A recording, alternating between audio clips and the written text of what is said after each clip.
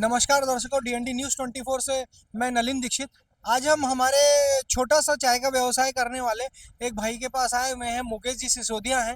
ये काफ़ी वरिष्ठ हैं, काफ़ी पुराने समय से हैं। इन्होंने काफ़ी छोटे रूप में अपना व्यवसाय चालू किया और आज नगर निगम के कुछ अधिकारी केवल इस चीज़ मात्र से इनके पास आकर 5 लाख की चालानी कार्रवाई करने को राजी हो गए कि हमें तुम चाय नाश्ता फ्री में कराओ और तुम ये अगर नहीं कराते हो तो हम ये डिस्पोजल से संबंधित कार्रवाई तुम पर करेंगे। क्या ऐसा कुछ विशेष आपके साथ हुआ है? हाँ, मेरे साथ में विशेष हुआ कि जब अधिकारी लोग आए उन्होंने हमने हमने जो है उनको जो है चाय डिस्पोजल में दी। तो उन्होंने जो कहा कि ये गलत है और ये इसके एवज में आपको जो है कांच के गिलास वगैरह कुछ रखना चाहिए। पर हमने भी कहा कि हाँ ठीक है, गलत है, लेकिन इसका वैकल्पिक रूप तो चाहिए ना हमको। तो आपको इसका विकल्प के रूप में क्या चाहिए? क्या आप इसमें मिट्टी के कुल्हड़ वगैरह नहीं रख सकते थे? मिट्टी के कुल्हड़ हमने रख करके देखे थे, लेकिन क्या है, नगर निगम की गाड़ियाँ हमारे से कुल्हड़ रिटर्न में नहीं ले जाती है। कहती है इसको आप आपके पास रखो या कुछ भी करो आप इसका। तो आप ये स्वीकारोक्ति करने को तैयार हैं? आप ये डिस्पोजल वापस करने को तैयार हैं कि हम ये डिस्पोजल इस्तेमाल नहीं करेंगे, लेकिन हमारे कुल्हड़ अगर नगर निगम नहीं ले जाती तो हम क्या करें?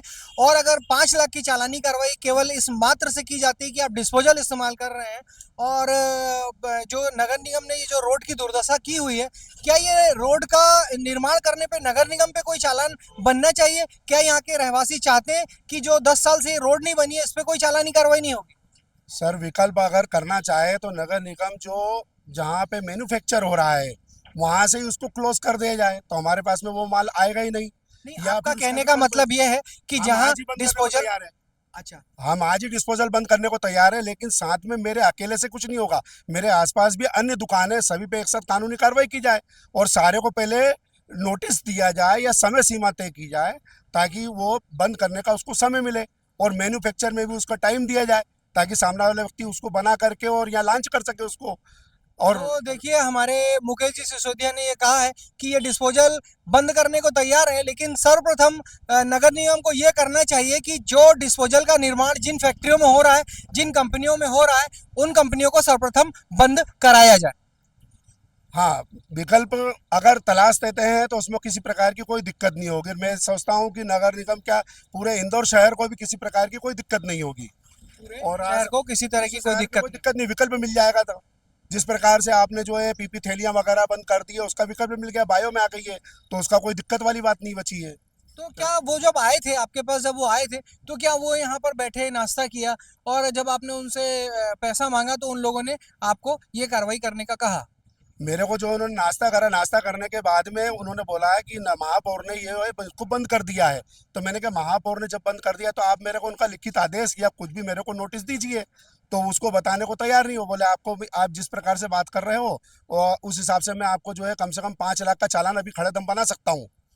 तो क्या? ये हमारी नगर निगम की पीली गैंग का आतंक था। ये नगर निगम की पीली गैंग का जो आतंक है, ये हमारे सिसोदिया जी ने अपनी जवानी बताया है कि नगर निगम का पीली गैंग का जो आतंक है, ये लगातार शहर में बढ़ता जा रहा है। वो जहां चाहते हैं वहां रुक जाते हैं, वसूली करते हैं, चालानी कार्रवाई करते हैं और एक डिस्पोजल मात्र इस्तेमाल करने के लिए 5 लाख का चालान बनाने को एक गरीब चाय वाले के यहाँ वो आ खड़े होते हैं और तैयार हो जाते हैं। और इनकी जगह जहाँ पर स्थापित है, हमारा पूर्व में आपसे सवाल ये रहा कि जो छोटे से डिस्पोजल के लिए नगर निगम अगर 5 लाख की कार्रवाई कर सकता है, तो क्या ये बुरी हालत की न्यू आरटीओ रोड पे जो लोग गिरते हैं, पड़ते हैं, हड्डियां टूटती हैं, हाथ पैर टूटते हैं, कुछ लोग काल के गाल में समा जाते हैं, तो क्या नगर निगम के ऊपर भी कोई चालानी कार्रवाई इस रोड को सुधारने के लिए होनी चाहिए? बिल्कुल होना चाहिए। आज तक उन्होंने जो है दीपावली के बाद से लेकर के, या उसको साल भर हो गया इस रोड को बनाए को, ना तो किसी प्रकार की उसमें रिपेयरिंग नहीं की गई है। रोड बनाना तो ठीक है, लेकिन उसमें रिपेयरिंग नहीं की गई। उसमें कितने लोगों के एक्सीडेंट हो चुके हैं, चोट लग चुकी है, पर उस बात की किसी प्रकार की कोई चिंता नहीं है। ऐसा जब व्यक्तियों को चोट लगती है तो इन लोगों को बड़ा आनंद आता है कि हम एक बहुत अच्छा पुण्य का कार्य कर रहे हैं। पुण्य का कार्य कर रहे हैं, इन लोगों को मजा आता है। पिछले मानसून सत्र समाप्त होने के पश्चात इन लोगों ने ये जो थीगड़ों में जो पेच वर्क किया था वो किया था, जो गड्ढे भरे थे वो भरे थे, लेकिन इस बार के मानसून सत्र के समाप्त होने के बाद ये स्थिति है कि गड्ढे वैसे के वैसे ही हैं, उन्हें भरा नहीं गया है। और हमारे कुछ वरिष्ठ बाबूजी खड़े हुए हैं यहाँ पे और ये एम्पायर विक्ट्री के निवासी हैं। तो क्या आप लोग ऐसी परिस्थितियों से रोज दो चार होते हैं और आप लोग यहाँ प्रसन्न हैं यहाँ की रोड की हालत से? यहाँ के विधायक महोदय हैं, अपने अपने मेयर साहब हैं, इन लोगों से हमारी चर्चा हुई 2-3 बार। उनका रोड बनेगा भाई, कब बनेगा?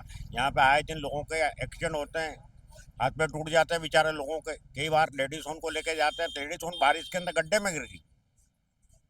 10 साल हो गए इस रोड को। हाँ, इस रोड को तो काफी टाइम हो गया बने को, लेकिन क्या है कि यहाँ के गड्ढों की कोई व्यवस्था ही नहीं है। जब यहाँ पे आरटीओ ऑफिस बन गया और नया बस स्टैंड बन गया है, आपने बसें और सब गाड़ियां तो चालू करी, लेकिन यहाँ के सड़क पे इतना धूला उठता है कि अगर व्हाइट रुमाल जेब में रखो और यहाँ से पालदान आगे चले जाओ और उस रुमाल से मुंह पोंछो तो पूरा रुमाल काला हो जाएगा। व्हाइट रुमाल काला हो जाता है। और आपको बाबूजी यहाँ पे मालूम है कि 10 साल पहले, आज से 10 साल पहले ये रोड 108 फुट की प्रपोज हो गई थी, इसके टेंडर पास हो गए थे। क्या कारण रहा कि ये 10 साल में अभी तक रोड नहीं बन पाई? को यहाँ आए सिर्फ 2 साल हुए हैं, तो मुझे इस बात का आइडिया नहीं है। आपको इस बात का आइडिया है? नहीं, मेरे को आइडिया नहीं कुछ। आप लोगों को आइडिया नहीं है कि 10 साल पहले? 10 साल पहले हुआ या नहीं ये तो हमें जानकारी नहीं, लेकिन ये निश्चित है कि रोड बनना ही चाहिए। अभी कम से कम ज्यादा कुछ नहीं करे तो इसको डामर से, जहाँ बड़े बड़े गड्ढे हो रहे हैं वो तो भरवाओ। इतनी परेशानी है कि यहाँ लोगों को कोई, बेचारे कई लोगों की तो सुनवाई नहीं होती है। सिसोदिया जी, आपको इस विषय में जानकारी है कि आज से 10 वर्ष पूर्व इसका जो टेंडर था वो पास हो गया था, इस रोड को 108 फीट का बनाना चाहिए था। हाँ, समाचार पत्रों के माध्यम से मुझे ज्ञात हुआ था कि ये रोड जो है चौड़ा होगा 104 फीट होगा, पर ना तो उसको चौड़ाई बढ़ाई गई और ना ही उसकी रिपेयरिंग की गई है। 10 साल पहले इसका निर्माण हुआ था, जब से आज तक इसी में किसी प्रकार का कोई कार्य नहीं हुआ है। तो ये हमारे न्यू आरटीओ रोड के वो रहवासी हैं, ये छोटे छोटे व्यवसाय करके, ये हमारे न्यू आरटीओ रोड के वो रहवासी हैं जो छोटे छोटे व्यवसाय करके यहाँ पर अपना जीवन यापन करते हैं। तो हमारे नगर निगम की पीली गैंग जो है वो अवैध वसूली करने के लिए भी यहाँ से चूकती नहीं है।